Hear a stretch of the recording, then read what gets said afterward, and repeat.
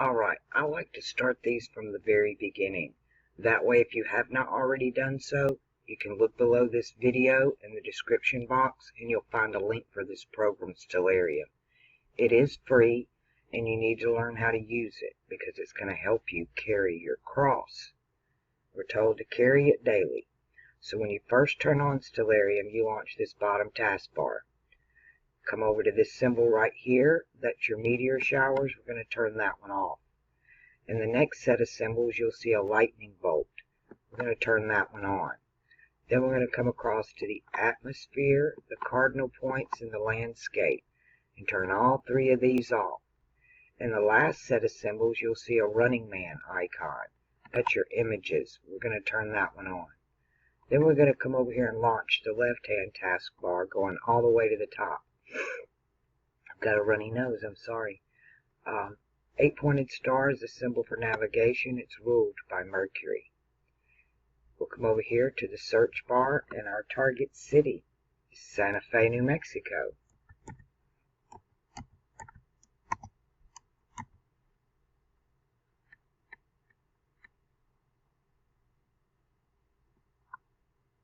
That one, or that one, that one. Santa Fe, United States. Make sure the arrow's in the correct place.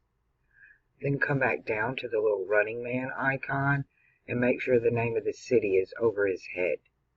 Then we can X this box out.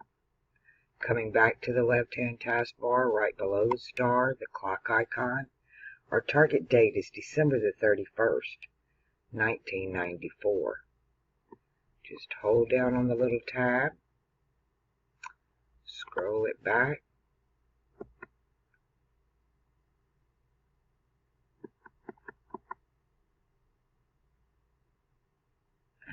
well, let's go this way with it. It's easier to do it that. Whoops.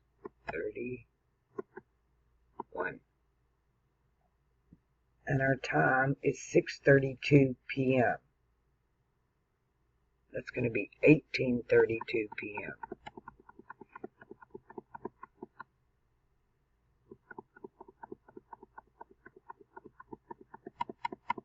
I'm going to put it at 31 and let it clock over. It's in motion. Coming back to the left-hand taskbar to the search tool icon, type in your sun, and off we go. And what happened? Just kind of froze on me there for a minute. Sagittarius, on the mutable cross, and your ruling planet is Jupiter. With your ruling planet is Jupiter, here Jupiter rules ideology and philosophy.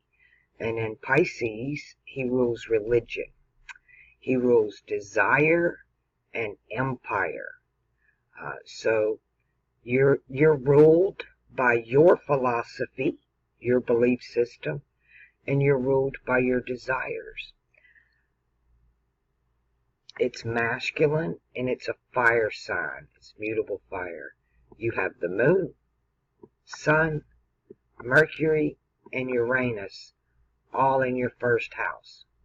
When the moon and the sun are in the same house, you can look over here in the logistics and it will tell you IAU constellation, Sagittarius. When the sun and the moon are in the same house, the sun is who you are, and the moon is how other people see you or what you show them. It's the mask that you wear. It's what you want them to see. And to me, you're the same, both. They're the same. I like the sun and the moon in the house together because what you see is what you get. Let's pull this back real quick to 31. Let it clock to 32. We're going to come back down to the bottom and turn on the landscape and the cardinal points. You're going to come over here right below the clock, the little astrological symbols, and we're going to go to landscape and take it to 0 horizon. Then we're going to whirl around the circle and go find east. You find east, and then you find the zodiac in the east. And it looks like you have Cancer rising. So you are mutable fire, and you have cardinal water rising. Let's drop that horizon. This star has a name. Let's see if we can get a translation for it. Sometimes they all used to be translated, but Google scrubbed this like it did everything else. No, they took it down. It might have a translation in one of the other, but I use the Arabic, even though this is Greek, or it comes from the Greek names, Western astrology. So Cancer rising, which is the divine feminine.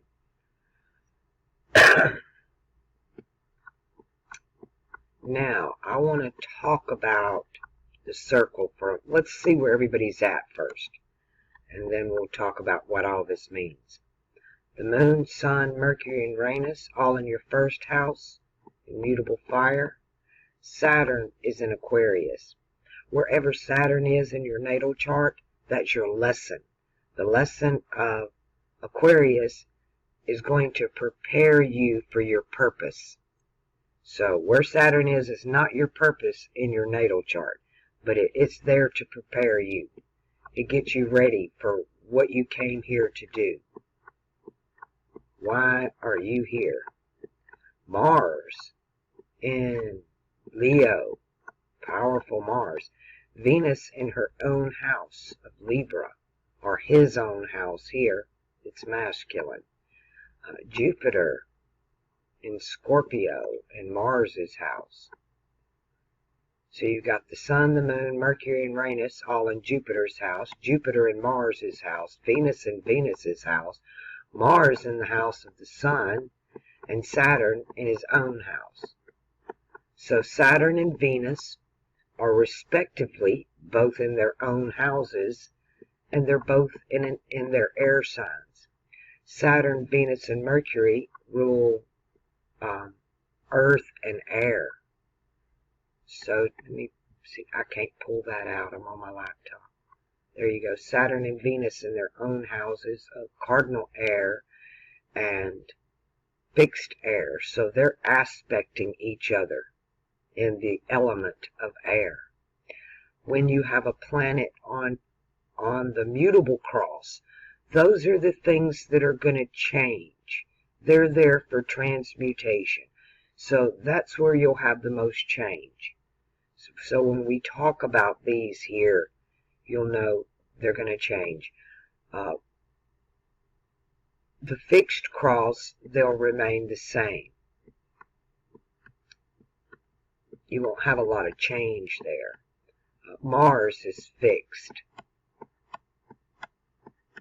So you're pretty evenly distributed, really. The only thing you have on the cardinal cross is Venus. You have Venus on the cardinal cross. Maybe Pluto. We'll see. Which that's where we're going to start anyway, is Pluto. Now, before we get into this, I want to talk about alchemical astrology, because I want you to understand it. When we talk about Western astrology, it's solar astrology, and it's the story of the sun. When we talk about Eastern astrology, it's the feminine aspect, and it's the story of the moon. This is the sun pillar and the moon pillar. Eastern astrology and Western astrology. The sun is tropical astrology, and the moon is sidereal astrology. But this is Saturn's circle. In Aquarius, Saturn rules astrology and alchemy. And that makes this Saturn's circle. When we talk about the air signs, Gemini is mutable air. He's the prince of the power of the air. I call it under the dome. The air we breathe, the clouds in the sky. That's ruled by Mercury in Gemini, mutable air. Fixed air is ruled by Saturn. That's the zodiac, astrology. This is his circle. Venus, on the other hand, in cardinal air, I call it beyond the stars. Above the zodiac are 44 constellations. Below the zodiac are 44 constellations. And there are 12 constellations within the zodiac. And then you have the sun and the earth. We're our own constellation in the middle of all of this. And 12, 44, 44, and 1 make 101. So this is like life 101. That's why it's set up. Our school systems are set up like this. So Venus here is everything beyond the stars. Libra is about the occult, hidden wisdom of the heavens. And she's that fiery serpent on the pole. I did a video called Fiery Serpent on the Pole. You should watch it. And it brings about healing, harmony, and balance. So when we talk about your natal chart from a middle pillar perspective, that Saturn pillar, we're talking about the first 30 years of your life. Saturn does everything and Saturn returns. You will always be a Sagittarius. You will always, during your lifetime, be able to connect with that inner child. It's always there, waiting for you. But you grow and you change. And we see those changes in our Saturn returns. So when we are looking at these stars right now in your natal chart, it's the first 30 years, but to me, it's really the first 15 years. By the time you hit puberty, your personality's set. And you're not going to change a whole lot from there. So we're really looking at the first 15 years of your life. That's what we're looking at here. So keep that in mind. We'll look at how you change and grow and develop and what you can expect in the future as we move through the Saturn returns. Excuse me, I was thirsty. You might want to pause this video and get a pencil and piece of paper to take notes, because I'm going to be covering a lot of information. You're getting the extended chart, so we're going to do the pillars, the pads, and all of that. And you're kind of going to want to write it down. You might have to watch this a couple of times. I'm going to pause before we get into this and freshen up my water. You won't know I'm gone, but I'll be right back.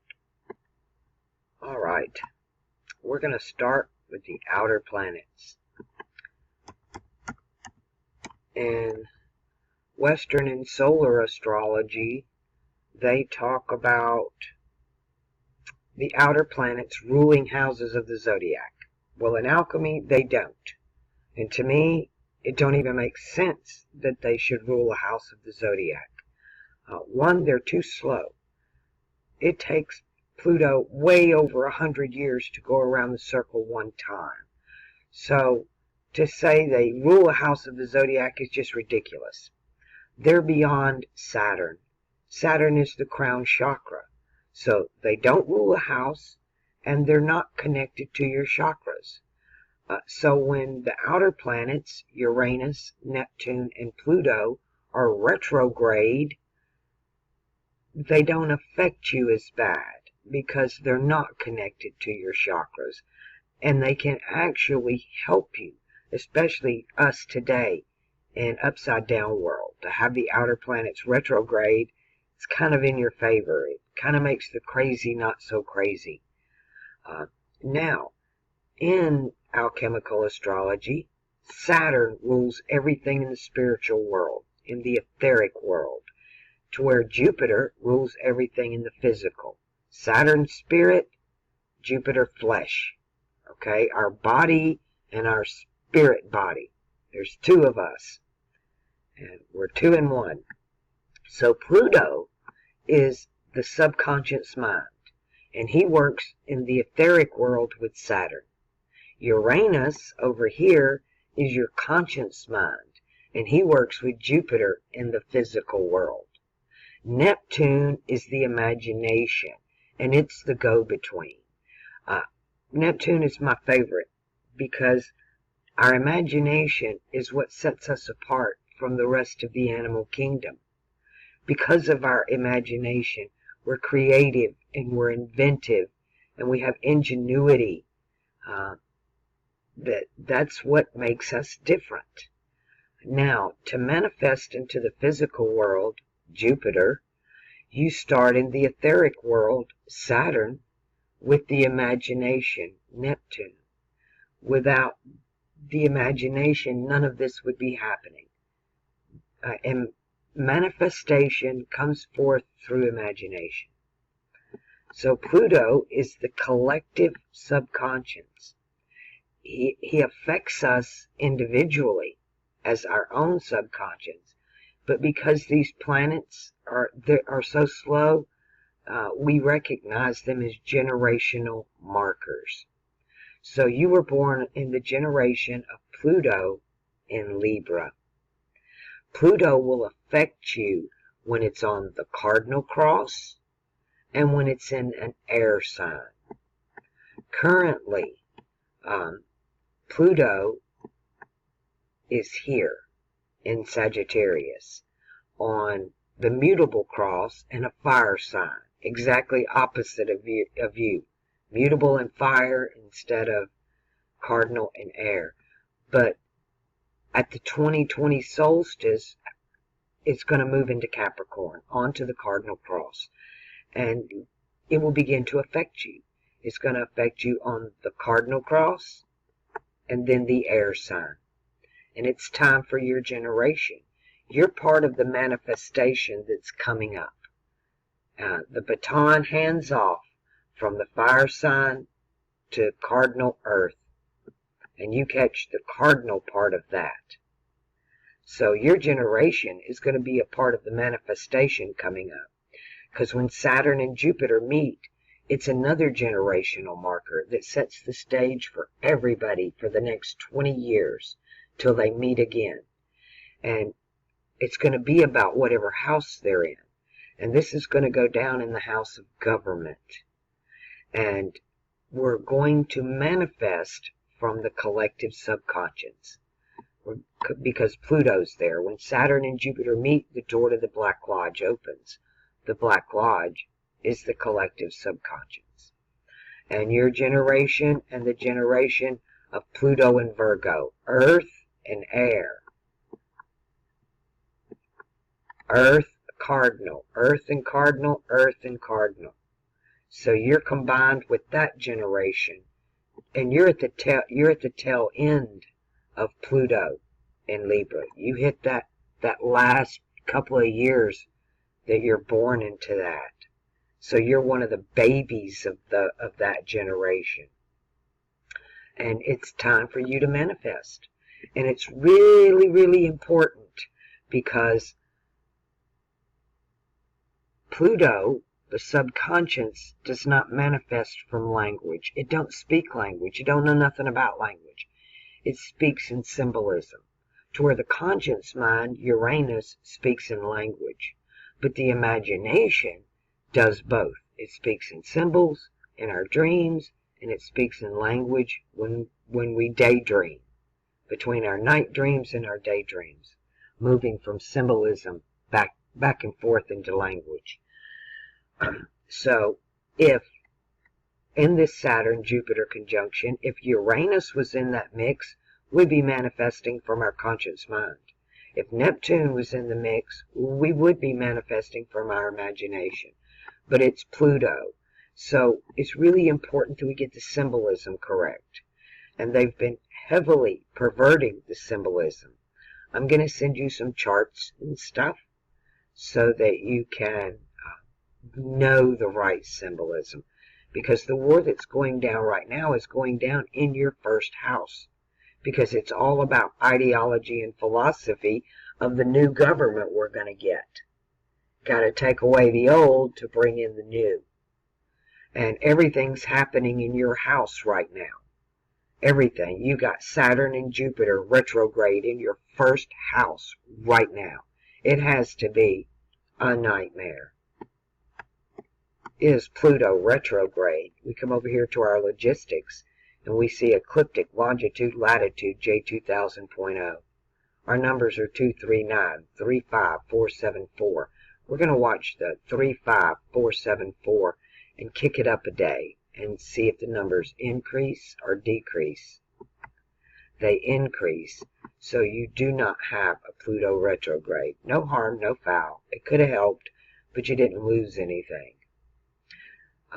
Now, Uranus, the conscious mind, Uranus working just like Pluto, is going to affect you on the mutable cross and in a fire sign.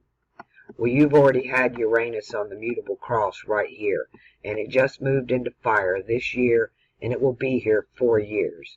And this is cardinal fire, and it's affecting you. This is the fire of purification. And Uranus is the conscious mind. So all of us are supposed to do this, but especially you and your generation, because it's opposite your Venus. You got to purify your cardinal mind. And that's get off the fear porn. Stop watching the fake propaganda news.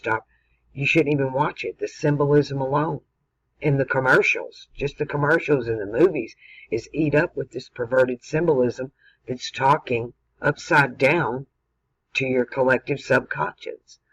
But here's the point here is get off the sexual material. Get off the fear material. Get into stuff. What you put in your mind is far more important than what you put in your mouth. If you're going to worry about being good to your body, you should worry a lot more about what you put in your mind. Those are your treasures in heaven. And when you leave here, you want to take good memories with you, not garbage. Again, this is the fire of purification. And because it affects you, it has to be done. And if you don't do it, Uranus will do it for you. Now, Uranus and Pluto, when they come into a house, they're slow, they're subtle, they're easygoing. They give you all the time in the world to decide the who, what, where, when, why, and how the alchemy gets done. But if you decide not to do it, you're in trouble. I mean, we get to places in our lives where we're happy. Oh, I've made it. I have the great job and the great family and just bought my house and it's just awesome and I'm happy. And nope, you'll get the rug pulled out from under you. We don't want change when we find the happy place. That's where we want to stay. But without change, there's no growth. If you're not growing, you're dying. We're not here to find the happy place, really. It would be great to have happiness going through it, but that's just been robbed of us. So purify your mind, because when he gets ready to leave and you hadn't done it, Uranus will do it in a single day. This is cardinal fire. He can burn your house to the ground and take everything you got to shake you up. Fire sign. Earth sign, earthquake. Water sign, it can just start raining, no big deal, but it just don't stop until your house is floating down the street. They can take little things from you or everything, and everything is on the table. They'll take whatever they've got to take to advance the alchemy, to progress you along in your journey here. So be wary of these two fixing to change signs, and Pluto's fixing to do it in a fire sign. Right now, both of them are in fire signs. Pluto is in mutable fire, and Uranus is in cardinal fire. And ironically enough, Neptune is in fixed air. So an air, or the imagination, just fuels the fire. And the subconscious mind and the conscious mind. So keep that in mind as we move along through the chart. And is Uranus retrograde. Our numbers are 295, 32, 575. We're going to watch the 32575. No, actually, I'm glad that one's not retrograde, because Uranus is a planet of rebellion, and retrograde can be overly rebellious, especially on the mutable cross. Anything on the mutable cross, there's always that volatility. It's like the rough waters. Pisces are rough waters. Scorpio is that still waters, that lake that's just slick. And then cardinal water, Cancer. That can be a tsunami in itself, going the wrong way. Otherwise, it's the waters that produces life. It's the mother's water. It's the water from the womb, Cancer, Mama's house. The divine feminine. Let's move to Neptune, the imagination. No retrogrades are really moving us along, though. Okay, you've got Neptune right in the mix. So your conscious mind is in alignment with your subconscious. Your imagination is in alignment with your conscious mind. And that's unusual. But you also have Mercury here with this. And Mercury is your logic and in your intelligence.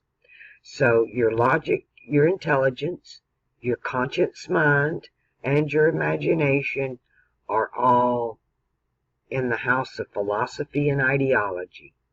They all function off of what you believe, what your mythos is, what you decided to believe in life. And is Mercury retrograde here? No, good. Glad to see that. It's good to have your Uranus and your Neptune together. You have more control over your imagination. Your communication is here. So it's what I'm getting is it's almost like whatever you think in your mind, you're just speaking out your mouth directly. There's no disconnect there. You don't stop and think. You're thinking out loud. You just think out loud. It's in your imagination. It hits your conscious mind, and out your mouth it comes. In the sun and the moon, what you see is what you get. What's on the inside is what's on the outside. You're a very extrovert child from this point, from the view of the way your mind works. Neptune's alchemy is different. Neptune's my favorite. Imagination can't get past it. Neptune's alchemy is unique. When Neptune is on the same cross or in the same element as Saturn, you'll have these great ideas that can change your life and even the world. And as Neptune moves, if you'll work on those ideas and continue to work on them, you can't put them down. If you put that idea down, boom, it dies. But if you stay with it until Neptune moves onto the same cross or the same element with Jupiter, they'll manifest into the physical world. Now, the problem with that is that sometimes those alignments can take years and even decades to occur. Now, there are those times in our life where we find Saturn, Jupiter, and Neptune all on the same cross somewhere, or all in the same element somewhere. Then the manifestation goes from years and decades to just weeks and months while they're in those respective crosses or elements. And then there are those super rare times that we find Saturn, Jupiter, and Neptune all in one house, all at the same time. Then the manifestation is instantaneous. Like in 2020, we're going to have that Saturn, Jupiter, Pluto, to where we're going to be instantaneously manifesting from the collective subconscious. And the imagination, Neptune, had he been in that mix, we would literally be manifesting some people their nightmares and other people their daydreams. Is Neptune retrograde? The numbers we're watching are 38362. No retrogrades on the outer planets. Interesting. Now, Neptune has another job, but we'll get back to that momentarily. We've done the outer planets. I want to move right to the inner planets. The one I do next is Mercury. And we're there anyway. How convenient that just fell right into place right there. That your outer planets are going to work directly with the inner planets. And there they are. The game is about Saturn and Jupiter. It's about the spirit and the flesh, the war between the two, between the fire and water of Jupiter and the heaven and earth of Saturn. So Mercury is your conscious mind. He's connected to your conscious mind and your imagination. He's your logic, your intelligence, communication. That's why I said whatever's going on in your imagination, you think it with your conscious mind, and boop, out your mouth it comes. They're all there together. It's all happening simultaneously. You have this Uranus-Neptune is acting almost like a Saturn-Jupiter conjunction, and Mercury playing that Pluto part to where just out the mouth it comes. I call it thinking out loud. So your logic and your intelligence is a philosophical one. We're going to talk an awful lot about Sagittarius before this is over with, because you've got a lot there. I mean, it is your first house. It's your ruling house. Your desires and your beliefs rule you. Whoops, I need to pause. I just had an accident. Spilt my water. All right. Mercury, back to Mercury. Yeah, Mercury rules commerce, which is not money, it's trade. It's like Wall Street. He's the middleman. Mercury rules the opposite house from where he's at.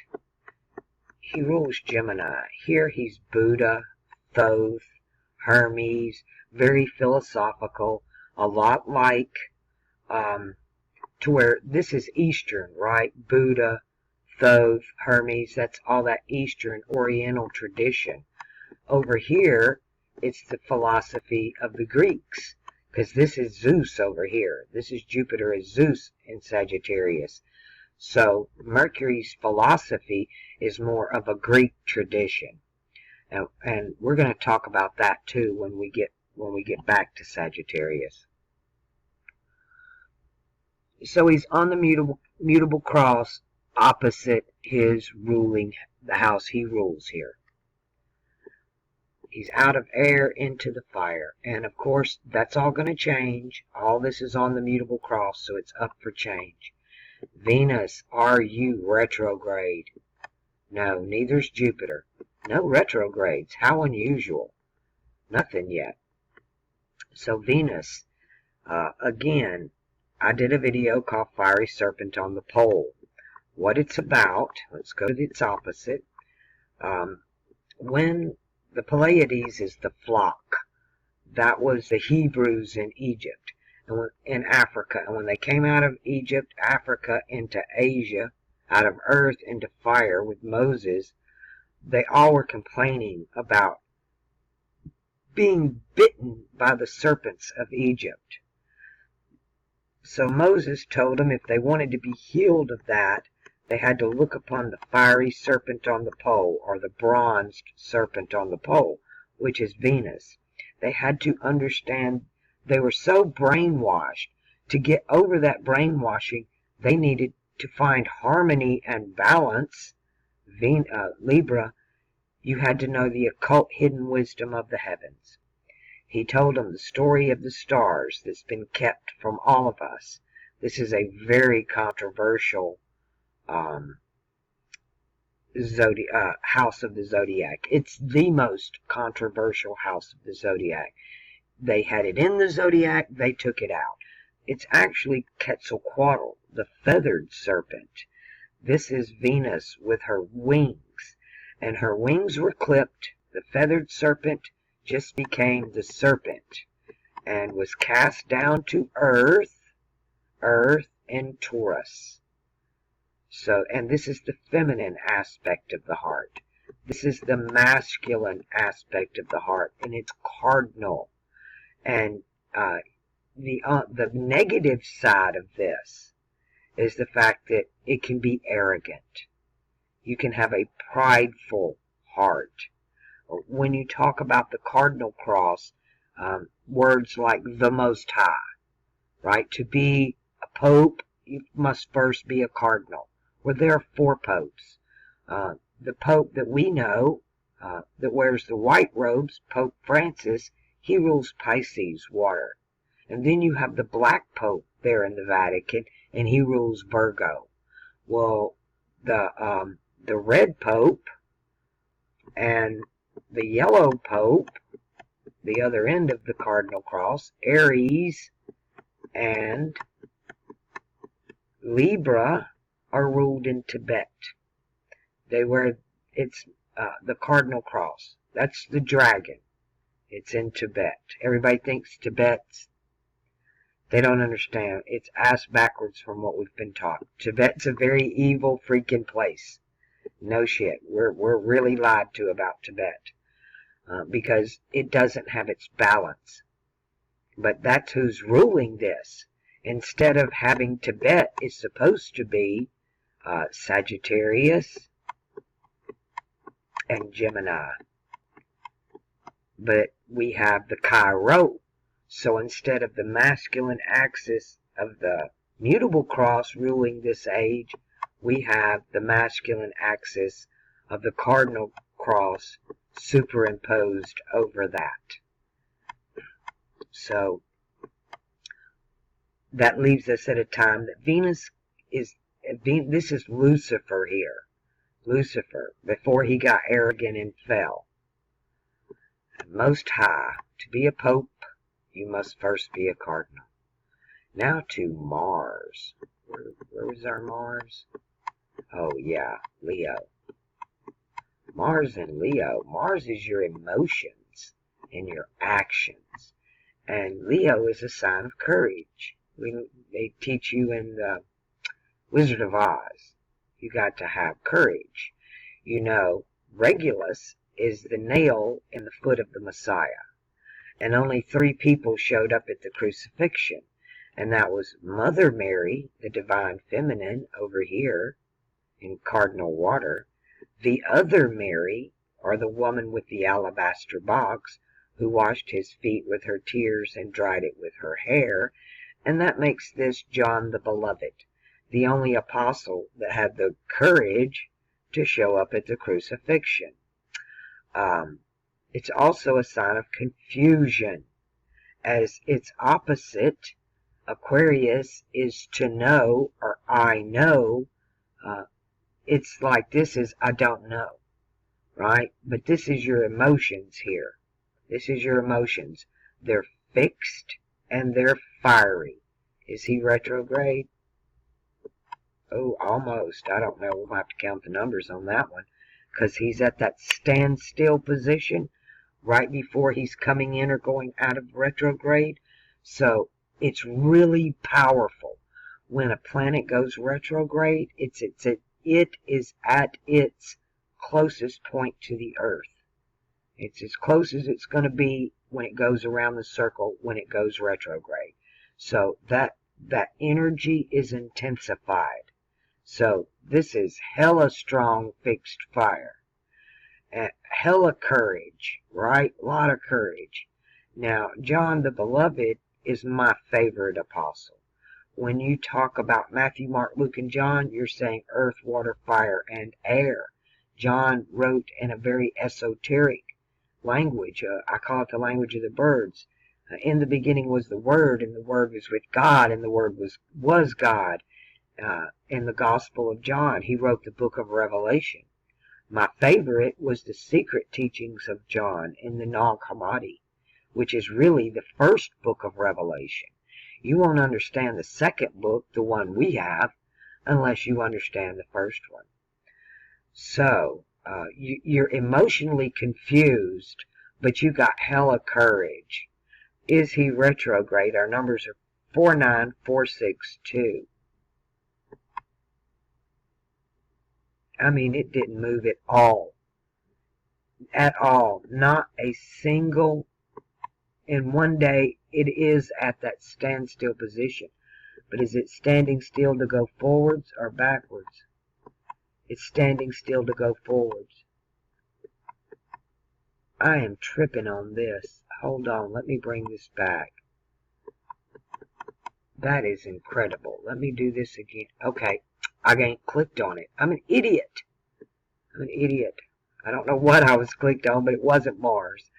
Our numbers are 42498. Let's do this again. 4-2, it went up to 4-3. So it's standing still coming out of a retrograde. So you're not retrograde, but it is at that standstill position.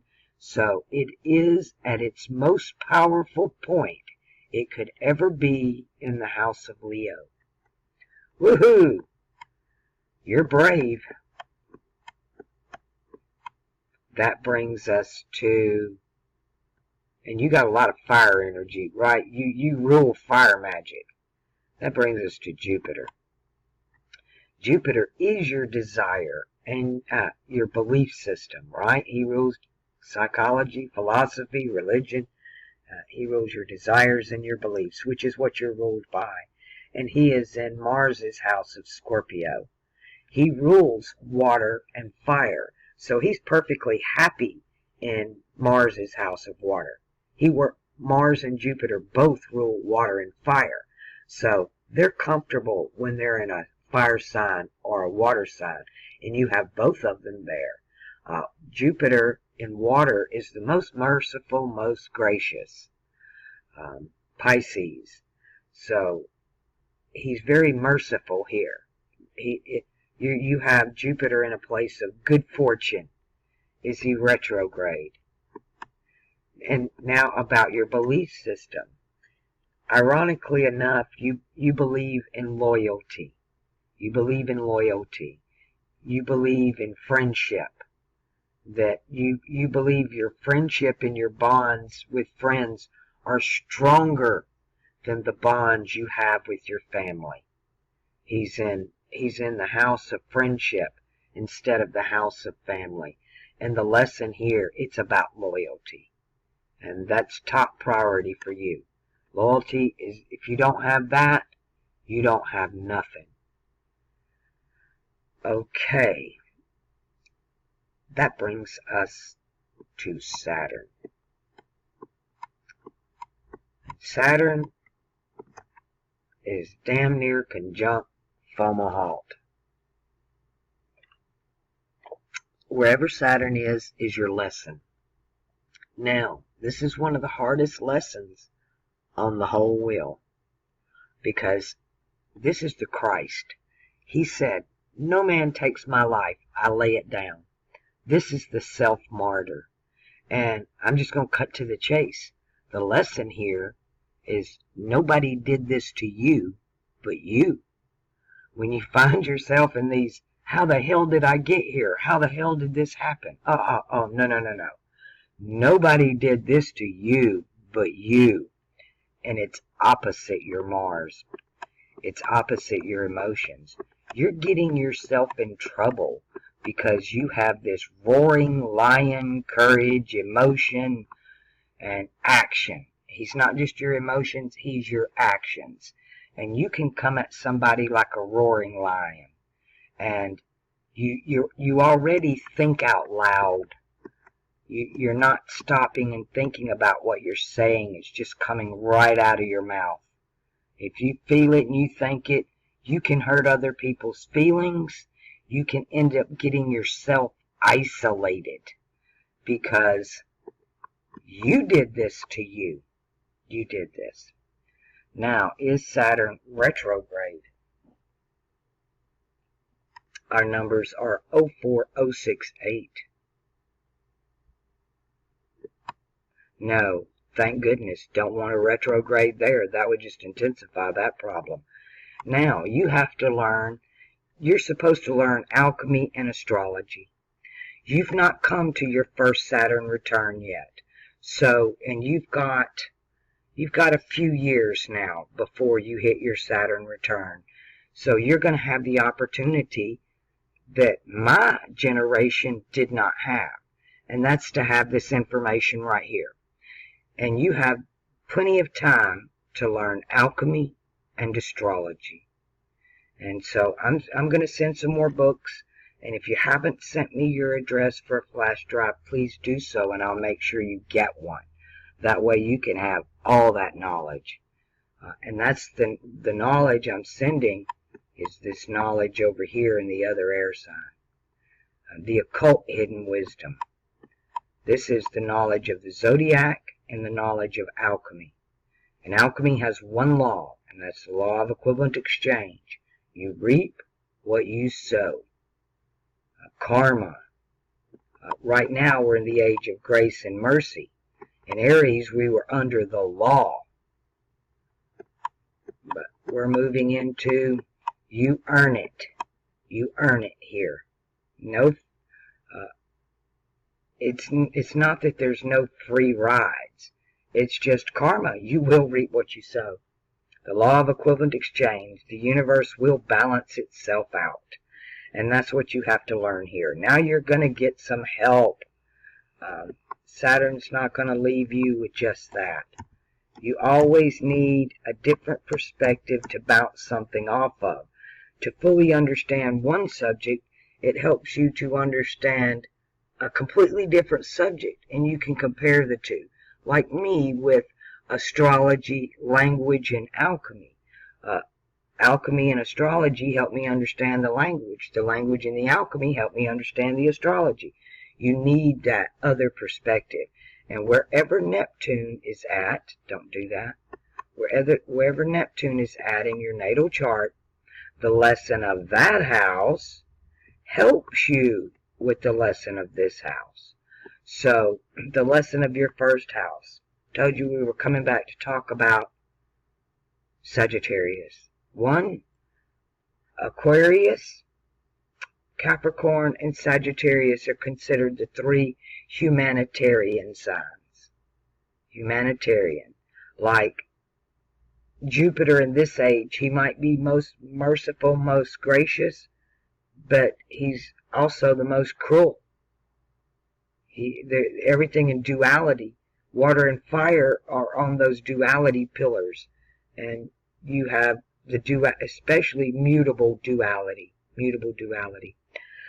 So let's talk about philosophy and ideology. So like I said, this is Zeus. So we're talking Greek mythology when you talk Greek philosophy when you talk Jupiter.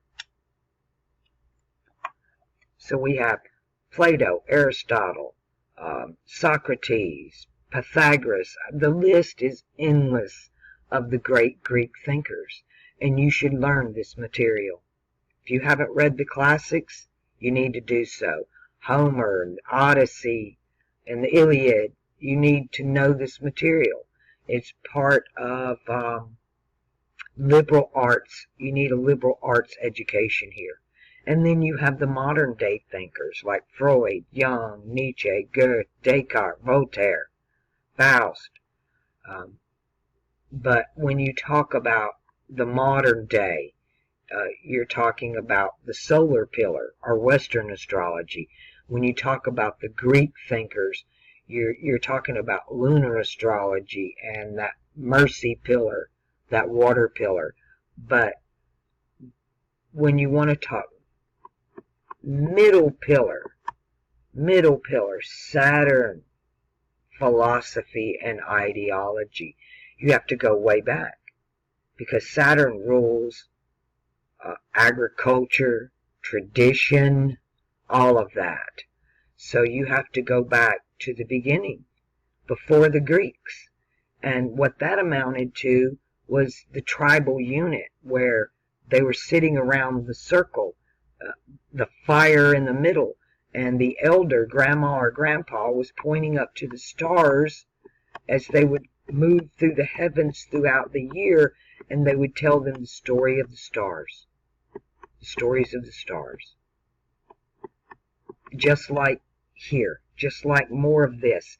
And you find all that information, one, right over here in all the star lores. You take a constellation and you look at it in every one of these. If you can find the names of stars and the translations of those stars, of those names, that's more information that it's giving you about that constellation. And then you have Quetzalcoatl, which is the eagle with the serpent in its claws. And you'll find that symbol is the symbol of the flag of Mexico. And that's exactly where you'll find this information.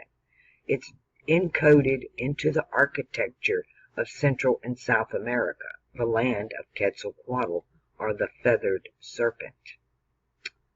And then on the flash drive, if you'll get that, there's over 5,000 files there, 5,000 PDFs, anything you want to know about the occult.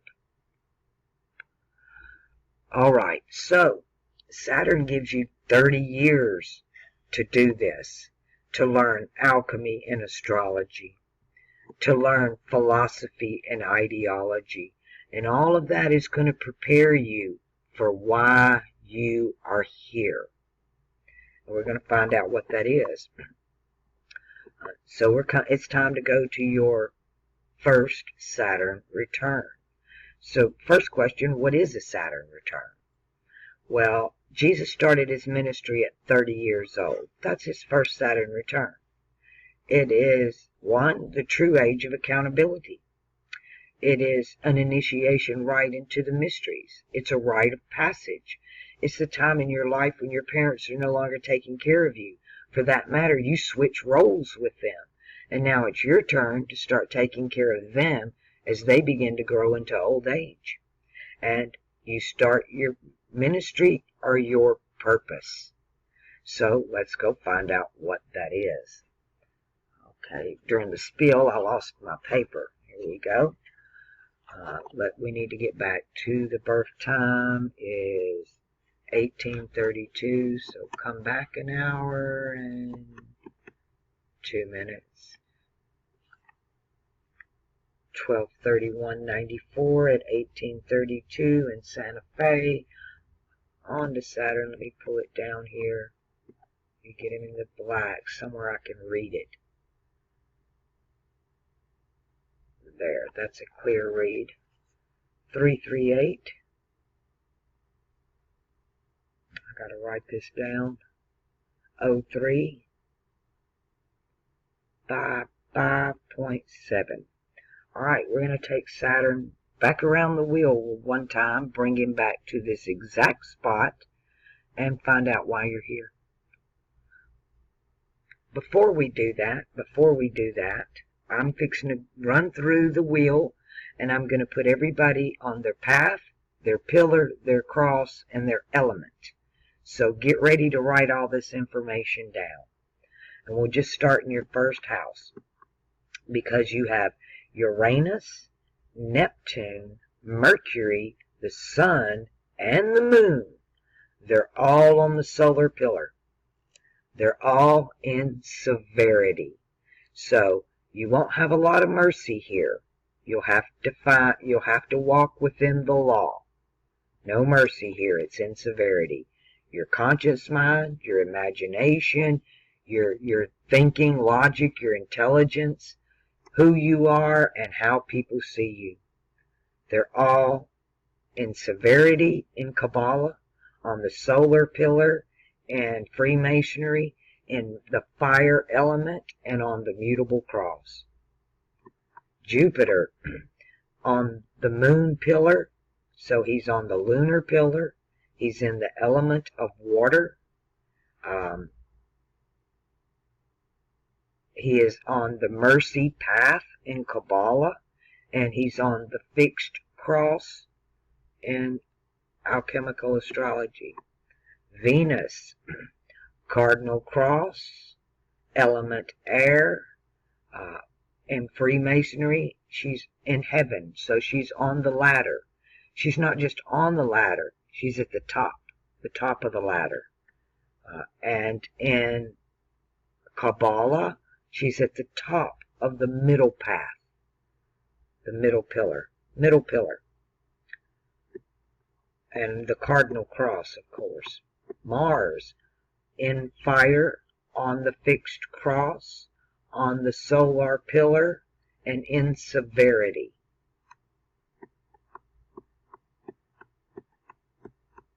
And Saturn on the fixed cross, on the middle path, air, middle pillar, and element air. And this is the ladder in Freemasonry, and as Venus is at the top of the ladder, you have Saturn in the middle of the ladder, to where Gemini would be the bottom of the ladder. The earth signs, Earth, Capricorn, Virgo, and Taurus, they're the checkerboard floor. They're at the bottom of the ladder. So that's where you stand in the elements, the crosses, the paths, and the pillars. Now we can jump forward and find out why you're here. Get a quick drink. Actually, let me pause and run to the bathroom. I feel it coming. Do it now. All right. I know a lot of what I just went through, telling you the elements, the cross, the pillar, and the path, might confuse you a little bit, and you don't know what all that means. But I'm going to send you some books with this chart that's going to help you with some of that. I'll explain that at the end. So don't freak on it. You're young. You've got a long way to go, and you'll get there. It's in your chart. All of what we're talking about, as a matter of fact, you getting this chart done is doing exactly what Saturn needs you to do. Me doing this chart for you is part of your lesson. I'm actually giving you the answers to the test. Just bear with it. I know it's a lot. You've been with me for at least a year now. So, okay, let's go find out why you're here. Aquarius 338. Off we go.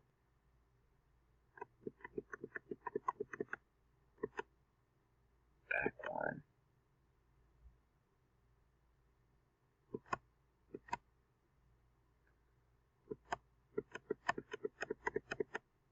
$38. 0355.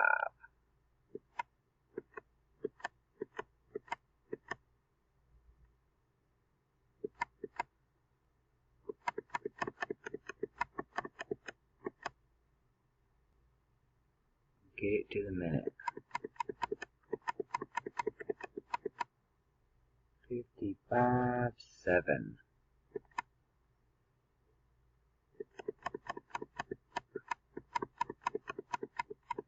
There we go. February the 17th, 2024 at 5:54 a.m. and you have the sun in Aquarius. So you're this Sagittarius, but now you're emulating Aquarius, which is exactly what Saturn told you to do. You have now, before you had the sun, Uranus, the moon, and Neptune, Mercury, all in Sagittarius, all in Jupiter's house. Now they're all in Saturn's house. You have Venus, Mars, and Mercury, all in Saturn's house. Venus and Mercury both like being there because they rule heaven and earth. But the good thing about this is Mars is exalted here. Your emotions seemed a little out of control or aggressive down in Leo. All that's gone. That's gone. This is somebody who's calm, cool, collected. Let's talk about the goat, because you got a lot of goat energy, and I'm a Capricorn, so I'm going to speak first-hand knowledge here. Wow. You got Jupiter and the moon and the two other, there are three, the goat, the ram, and the bull. Those are your three horned animals in the zodiac, that are in the zodiac. Not, you have other horns, but not in the circle itself. And so that's what I want to talk about. And to understand one, you need to understand the other. The ram, angry ram. The ram hits his target head on. He's in his face. He's coming for you, and he wants you to know it. He hits you hard, then he puts it in reverse and backs up. He never takes his eye off of you. And he hits you bam, bam, bam, over and over again. The bull stands in the middle of the field, and it throws dirt up in the air. And it snorts, and it makes a lot of noise, and it'll puff itself up and turn around. But the bull won't charge you unless, one, you run at it, or you run from it. It's mostly intimidating. So in your face and just big bully intimidation. More talk than action. Now the goat. The goat's different. The goat minds its own damn business, and it just goes about eating its grass, but it's watching its target out the corner of its eye, and it waits, and it's patient, and it waits some more, and it waits some more. It waits for the perfect opportunity, and when its opponent has its back turned, the goat will hit it from behind, and they'll never see it coming. Patience. Organization. Here, Saturn rules government, agriculture, the military, education, firemen, postmen, policemen. I even put waitress in this category because as Saturn here is no man takes my life, I lay it down. This is the one who gives himself for the whosoever. This is the one who stands in the gap. And Capricorn is much like that. It's the one who serves the many. The one who stands in the gap for the many, or the whosoever, and the one that serves. The policeman takes care of everybody. The teacher teaches all children. The waitress serves anybody that sits at the table. The government, they're supposed to be public servants. But all of our government right now has been ruled by Jupiter, who does not have that authority. Jupiter is empire. We're going to get a different kind of government under Saturn. A more tribal, family-oriented, community. It's like what Kennedy said.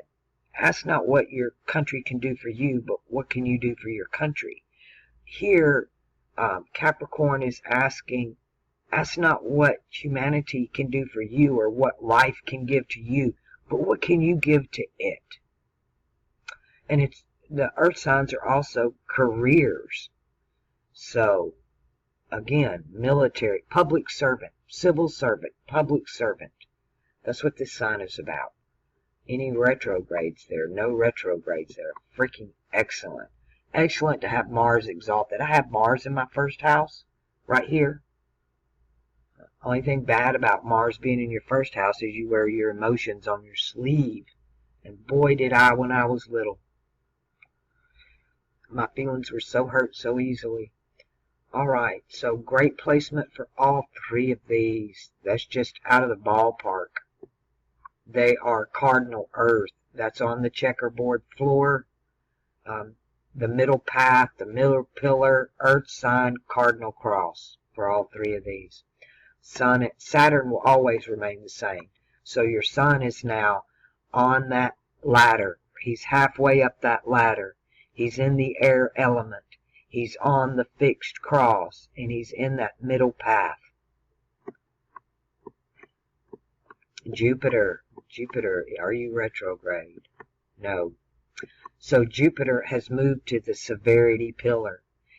He is along with Uranus.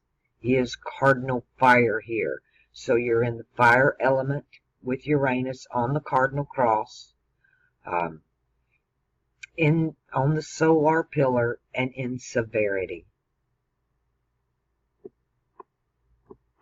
Jupiter Jupiter does fire and water, so he's absolutely fine there.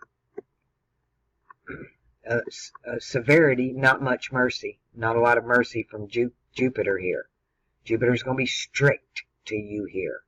Remember, this is the house of the law. He's laying down the law. So your desires, it's cardinal. That's purification there. This is your belief system, and it's going to be purified. This is the Levitical priesthood. They were supposed to be, the priesthood was the ram.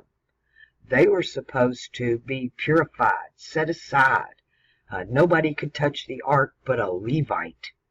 And when they got taken into Babylon, when Cyrus told they could move back to Jerusalem and rebuild the temple, Ezra came, and he was taking the family census as to who were going to be the Levite priests.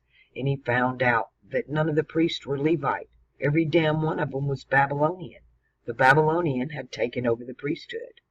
And instead of taking the law and purifying themselves as a peculiar set-aside people, they tried to purify the other 11 tribes. And they themselves became the thing they hate, right? They started serving Molech, is what they did. And that's what we're dealing with today, these Molech worshippers. So this is the fire of purification. It does two things. It either purifies you or it burns you to the ground. And then you got to become the phoenix out of the ashes and reinvent yourself. So your belief system is now a strict one, and it's one about purification. Levitical priesthood, to purify thyself, not everybody else around you. You do you. Uranus here. You clean up your mind, not everybody else's. You do you. The moon in Taurus all by itself. I don't like the moon by itself. One, you're showing everybody that you're the bull. You've put on this persona that you're stubborn, that you're immovable. They're not changing you and not changing your mind. The moon is illuminated at 59%, right at 60%.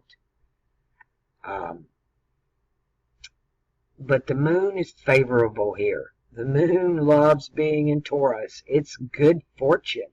But unfortunately, because it's all by itself, you're a loner here. You're a loner. You could be lonely, but you're hermitizing.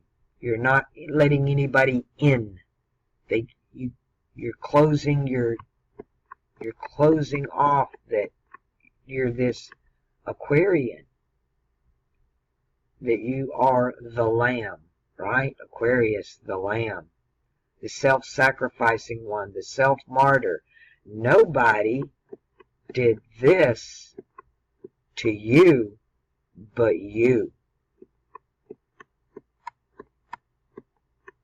And the moon's on the checkerboard floor. The moon's on the middle pillar. The moon's on the middle path, fixed across Earth sign, the way other people see you. Okay, we got all the way around that. Now, the question is, why are you here? Let's go find out. Well, we've gotten away without any retrogrades. It's just moving this chart right along. Wherever Neptune is, and he is in Pisces. This is groupthink. Here, when we talk about water, mutable water, let's talk cardinal water first, so we understand water, right? Those three perspectives. You always want those three perspectives. The water here are the people in your family. We don't choose what family we're born into. We just are. It's mama's house, people you're related to. Scorpio are the people you choose in your life. Your best friends, your lovers, people you tell secrets to, people you're loyal to. You make a conscious effort to have them in your life. But these are the people in groupthink. People you go to school with, you're all in the same grade, groupthink. People you work with, all the same job, groupthink. Fraternities, organizations, churches, schools, bands, groups, groupthink.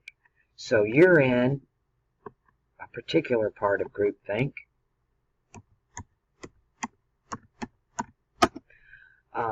This is Jupiter's house of religion. This is the Vatican right here. This is all the religions of the world. This is the beast that rose up out of the sea. And it's all the religions of the world. From the God of fire to the God of mercy, all the way till we go to heaven. And this is the Old Testament fish. He's got the black and white Masonic words. He's still worshiping this God of fire over here. He don't know about the God of mercy. They're in confusion and they're still worshiping this God. This is the New Testament fish. He's got the red words, and he's trying to get over here to our Father who art in heaven, not in fire. He told the priesthood, you're not Abraham's seed. If you were Abraham's seed, you'd be doing what Abraham did. Your father was a murderer from the beginning. Babylonian priesthood, not real Levite. And that's funny because I was born, my name was not spelt L-A-V-E-T-T-E, it was L-E-V-I. I was supposed to be a boy, so I came out Levette instead of Levite. Can't say Levite. That state actually changed my name for me. They decided I couldn't have that name, I reckon. All right. So, groupthink. Groupthink here. This, like I said, is the New Testament fish. So you're going to groupthink, and you know the sun in the equinox is about right here, right now. Here is getting ready to leave Pisces into Aquarius. So why you're here is not for yourself. You're here for the fish that have the red words. You're here for them. You didn't come here for you. You came here for the group that thinks this. You're here for the group think. You're probably here to affect the group think because you're bringing this message. You're bringing the kingdom. You're bringing astrology and alchemy. So you're going to take this knowledge that prepares you and you're going to give it to the people, to the fishes that have the red words. You're here to bring people out of the water, out of the church, and into heaven. Kind of what I'm doing right now. I think you're going to follow in my footsteps. My goodness, am I looking at my apprentice? What are you, retrograde? 355-57578. We're watching the 57578. Not retrograde. So linear thinker, got that imagination going in the right way. So interesting. So you're here to teach the church fish astrology and alchemy. How interesting. You're not here for you. You've got all this Capricorn energy, not what the world can do for me, but what I can do for the world. Your logic and your intelligence. You know, right here where your Mars and Venus is, this deacon of Capricorn, these stars here, Alchemy, that's the Jedi. This is the story of where Anakin Skywalker walked into the Jedi temple and he killed all of the younglings, the kids, the baby goats. This is the story of the ones that got away. Let me show you. Take it to the Arabic. They are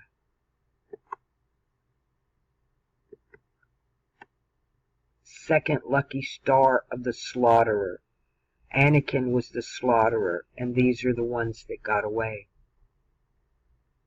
The younglings that got away. Let's take a look at this in the Arabic. I always like to do that because these images are far more accurate.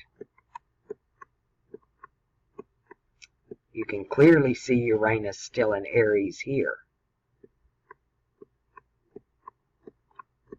We'll have to pop it back when we get, we'll go back to the beginning of your chart at the end of this video, and I'll take a look at the natal and the Arabic too, just to see if anything pops out.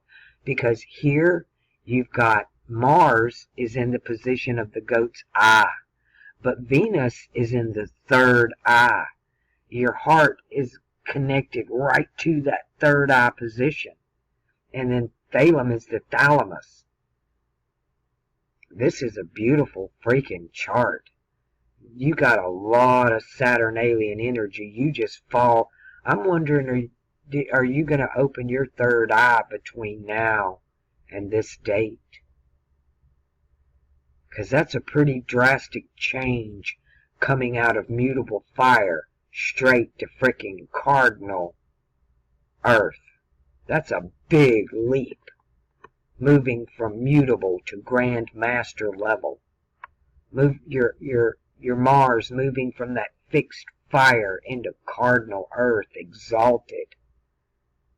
And Venus likes being in Saturn's house. That's daddy's house to her. She feels real safe in Capricorn and Aquarius. And of course Mercury, you've got all three, Saturn, Mercury, and Venus. They rule heaven and earth, and they're here in heaven and earth. Interesting. And your emotions. So your emotions, your heart, they're exalted. They're exalted. But they're also stern, disciplined, patient, orderly. Everything has its place and everything in its place. One foot in front of the other. A comes before B. You do not put the horse before the cart. You know exactly what order it needs to be done in. Huge self-discipline. That patient goat. A lot of self-discipline here. Wow, a lot of self-discipline. You will purify your mind, and you're going to be stubborn about it. Nobody's moving you. Nobody's changing you. Wow. What a powerhouse. But again, it's not going to be an easy trip. The Christ stood on that Mount of Olives in the Garden of Gethsemane, and he wept blood, tears of blood. Please let this cup pass from me, but not my will, thine be done. The self-martyr. Nobody done this to you but you. But the payoff is freaking incredible. Let's go find out what your payoff is. Because Saturn rules alchemy, that law of equivalent exchange. You reap what you sow, karma. There's a payoff, but he's only got two answers. You can only pass or fail. There's no middle ground. One is, well done, good and faithful servant. You can spend your golden years in my golden age. And the other one is, depart from me. I never knew you. Let's go find out how you did. Because this is freaking awesome right here. You know, and I have to tell you, the last chart I done, the one before this one, is December 31st, 1984. And Saturn and Jupiter, they meet every 20 years, but at that 10-year marker, they're separate. 10 years separate, another 10 years together. So I got to see a chart right before yours that had basically the same sun, but the Saturn and Jupiter were opposite from where they are in yours. So I got to see the other side of this coin. So it's really helping me to see through this chart. I can see now why you fell through the hole and why you needed to wait, because last year I didn't have the pillars and the pads, and I couldn't add that to the chart. I didn't have the other witnesses. I didn't understand it fully, but I do now. I see it very clearly now. So I've included it in my charts. And my charts are a lot longer, and they're $250 now. So you saved money, and you get the extra information that I didn't have a year ago. Everything happens for a reason, and happens exactly when it's supposed to. We're already in a hurry, but rescue always shows up at the last minute, right? Interesting.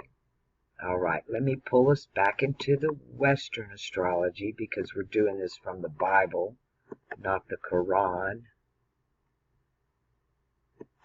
And we need these images. All right, I'm going to pause one last time, and we'll move to the second Saturn return. You know, in this little pause here, I kind of got a message for you that in your natal chart, your Jupiter was on the fixed cross, and your Neptune was on the mutable cross, and your Saturn was on the fixed cross. They were all somewhere else. You didn't have that Saturn, Jupiter, Neptune in your birth chart for manifestation. You didn't have that. You didn't have a benefit. You have to do it the hard way. But because your generation falls with that Pluto, that you're not going to be manifesting from the imagination. You're going to be manifesting from the collective subconscious. And that you need to get a rainbow flag and turn it back the right way. Purple goes on top and red goes on the bottom. You need that flag. I don't know why. There's some energy that has something to do with that, and it has to do with your generation manifesting come this Saturn-Jupiter conjunction.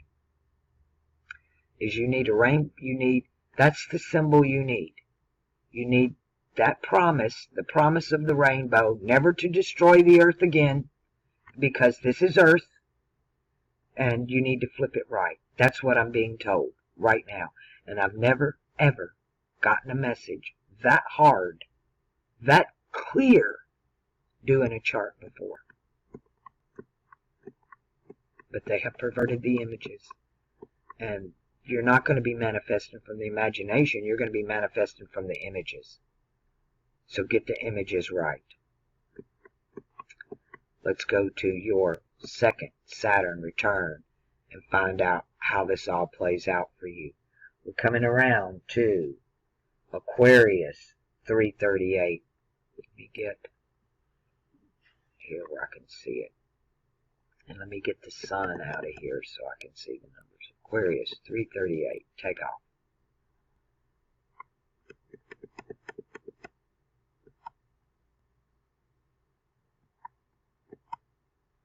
So you are supposed to group think.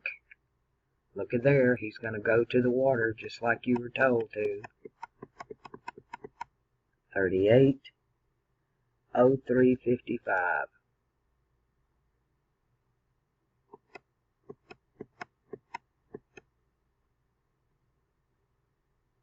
Told you to go to the water, and that's what you did. That's exactly what you did.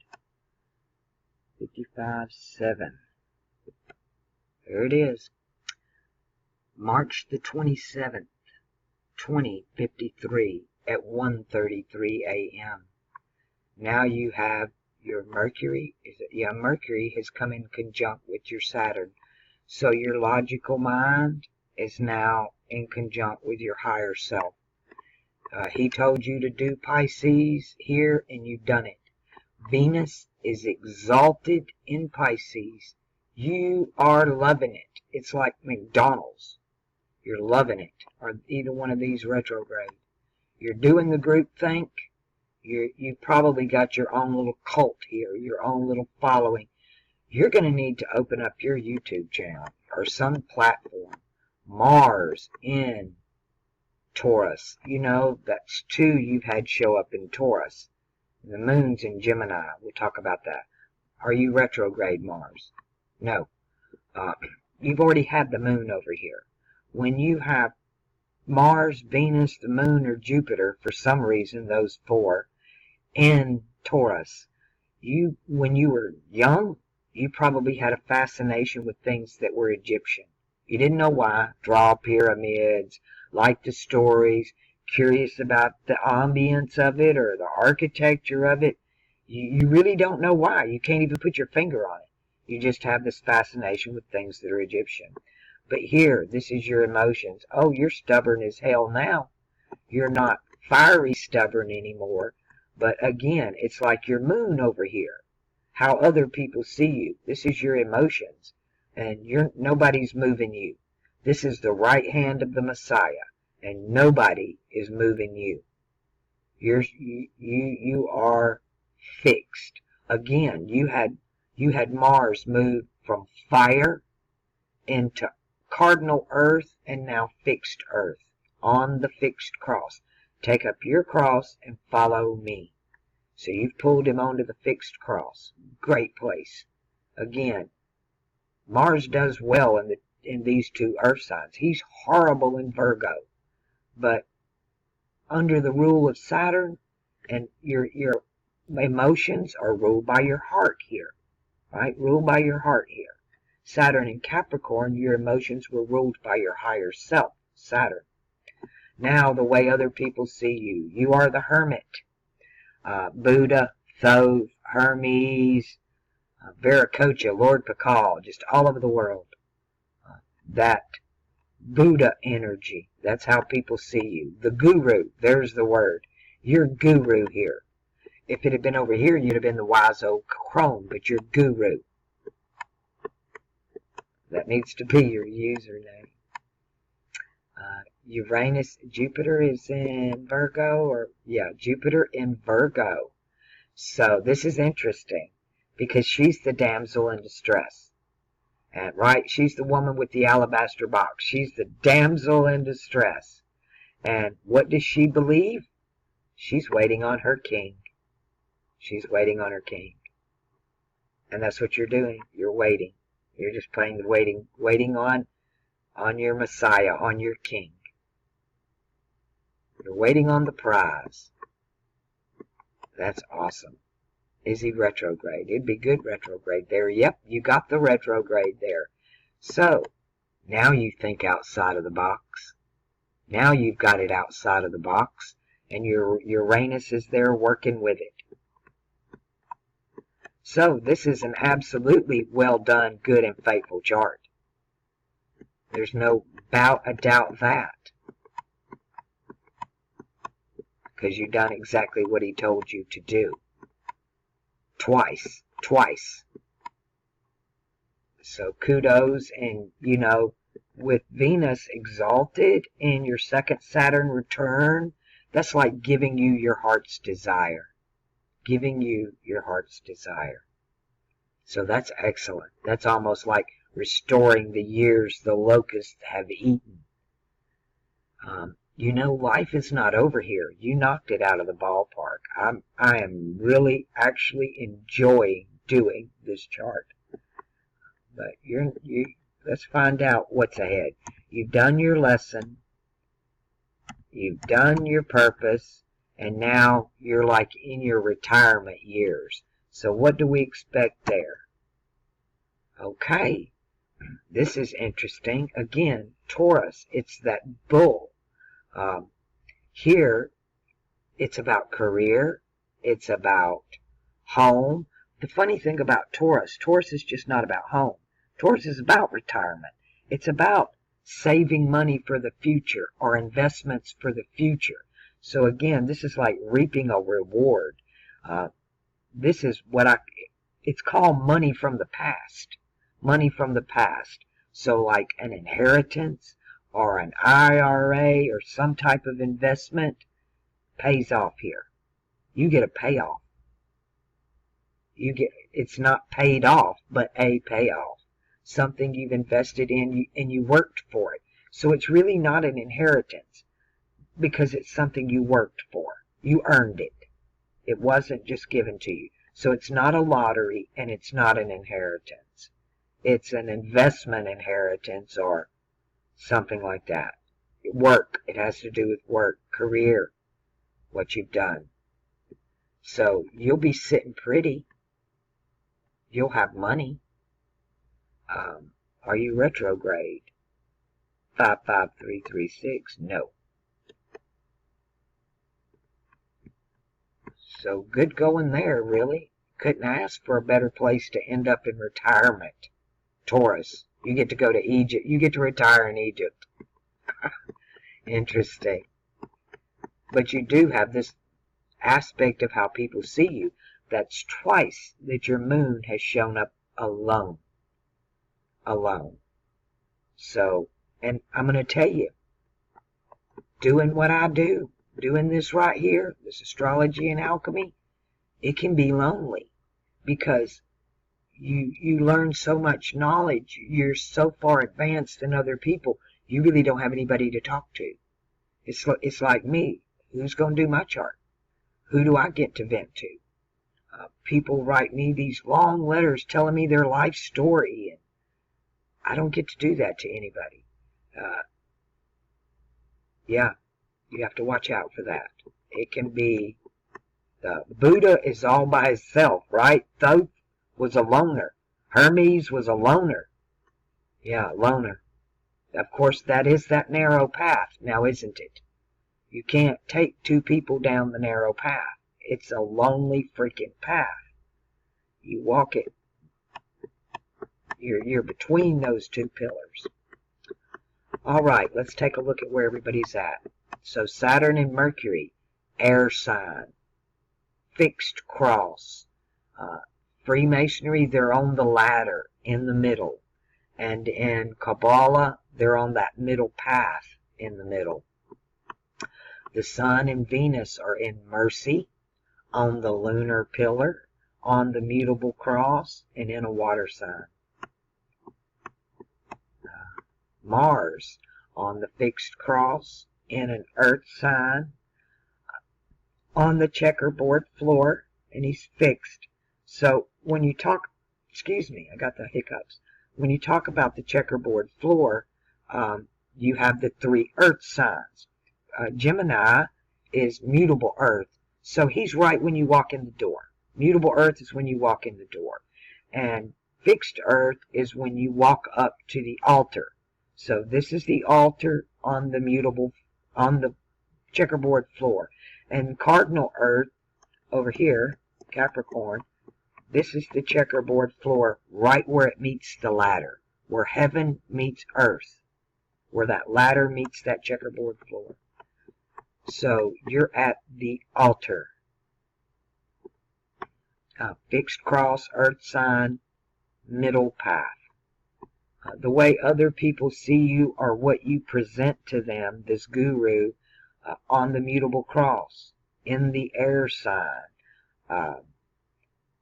at the bottom of the ladder and the middle path.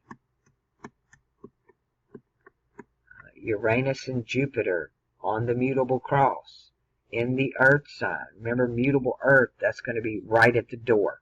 Checkerboard floor, right when you walk in the door. Earth sign, mutable, middle path, middle pillar. All right, and your Neptune over here again with your Mars. Neptune is fixed cross, earth sign, altar on the checkerboard floor, and the middle path in Kabbalah.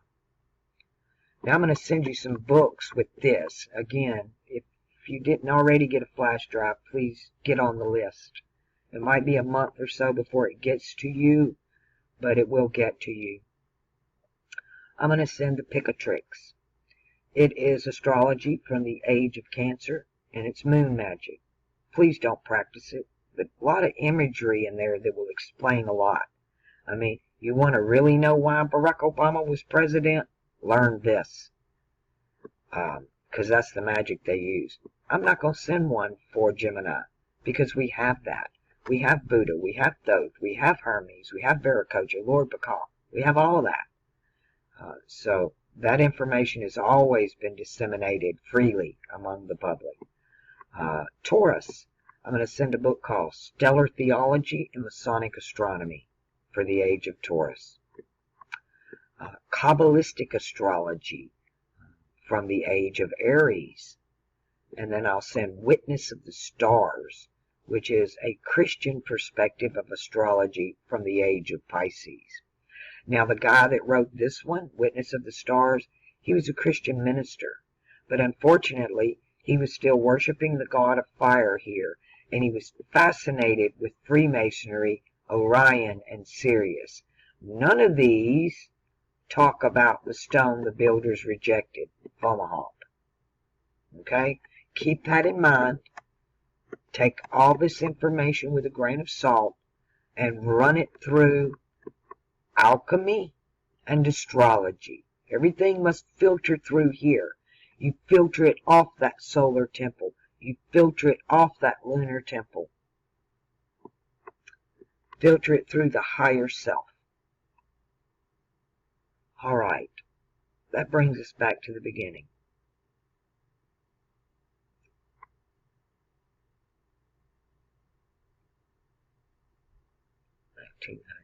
That was a 60-year trip we took. December 31st.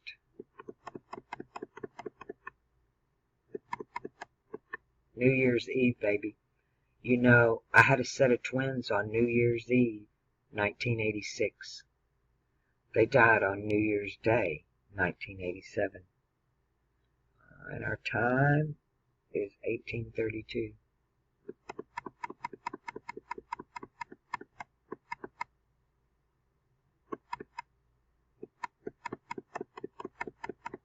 Put it at 31 again. All right. We done your pillars and your paths and everything on all three. I wanted to look at your natal chart in Arabic, see if the images say anything to me. So you got Saturn on the knee. It's funny because alchemy is also biology, and Aquarius is the knee. No, Capricorn is the knee. Aquarius is the shin. He's the shin bone where it connects to the knee bone. Capricorn's the knee, he's the shin.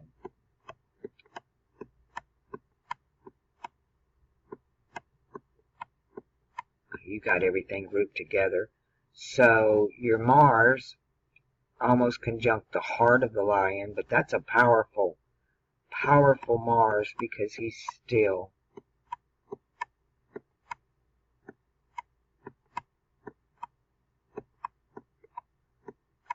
Yeah, blinded by the light. That's what you see here that you don't see in the other one. You're blinded by the light. Right there. You don't see what's in front of you. You can't see where you're shooting. That all changes in your first Saturn return, though. You're starting to see now. But here, that's what I call blinded by the light. And you can see the difference between there and the altered Western astrology. You don't get that. You don't get that understanding. So yeah, there was something there to see. The same thing I saw in the last chart. You're blinded by the light. You know, the shepherds watch their flocks by night. Means you're an astrologer. And because you can't see the stars in the daytime. To be an astrologer, you got to do it at night because you're blinded by the light. And, you know, this is fire, but it comes from an Arabic word called wallah that means light. It's like asking somebody for a light for your cigarette. There's the implication that there's fire there, but it's the light. It's the light from the fire. So it's the light in the mind. To where here, Aries is the light, that energy of emotion, Mars. And then this is the light on the outside. It's the house of the sun. It's the halo. It's your aura. It's the shiny, beautiful people. The outer light, the emotional light, or that energy of life force, and then the light in the mind. You're the light in the mind, and you came to share it with the world. All right, let's do your circle. You are fire magic. You have a circle. It looks like a Mercedes symbol, but instead of silver, it's gold. So it's a circle cut into 3 pieces of pie. In the first piece of pie, you have a symbol of Sagittarius, a symbol of Mercury, a symbol of Uranus, a symbol of Neptune, a symbol of the sun, and a symbol of the moon. I would say you're top heavy. Its color is gold or yellow, so you've got the yellow hair or the golden crown on your head. In your left hand is mutable earth. It's feminine. The color is black, and you have a symbol of Virgo. So you have the crown on your head or the yellow hair, and you have the black glove on your left hand. At your feet is Gemini. So you walk on air. It's masculine, and its color is red. So you have the red ruby slippers. I'll say that one more time. You have the red ruby slippers. You have the courage of the lion. A lot of Wizard of Oz going on here. Because Dorothy and her little dog is the door. Dorothy is door Theo, and Theo is God. So Dorothy's the door to God. And that's always been considered Orion. Alright, so got the red ruby slippers on, and you walk on air. And in your right hand is Pisces. It's feminine, and its color is white. So you have a symbol of Pisces. So you have the black glove on the left hand, the white glove on the right hand, the golden crown on your head, and your red ruby slippers. And that's your cross, your circle, your first and second Saturn returns in your natal chart. If you have any questions or comments, you can put them in the comment section below. Only you and I see this video, so you can really talk freely. This video is unlisted. Only you and I have the link. You can share the link with whoever you like. You can download this video and put it on your channel. I encourage everybody to download it. As long as my channel's here, you lose the link, I'll be glad to replace it for you at any time. But Google likes to take away my channels, and I don't keep backups of the charts. They stay there for a while, and when I make so many, my program, it'll just start dumping them off the back end. So it'll be there for as long as it's there, but if you want it replaced. What else? If you have any questions, ask. If I know the answer, I'll give it to you. If I don't, we can put our heads together and try to find an answer. Try to make that in the next couple of days while this chart's still fresh in my head. I'd like to thank you for your donation to my channel, but I'd really like to thank you for your patience with me in getting this to you. And you know, all that Capricorn energy, it's already showing in you. Anybody else would have blown their top. A year? Really? Alright. Again, I hope this has helped you as much as your donation helped me.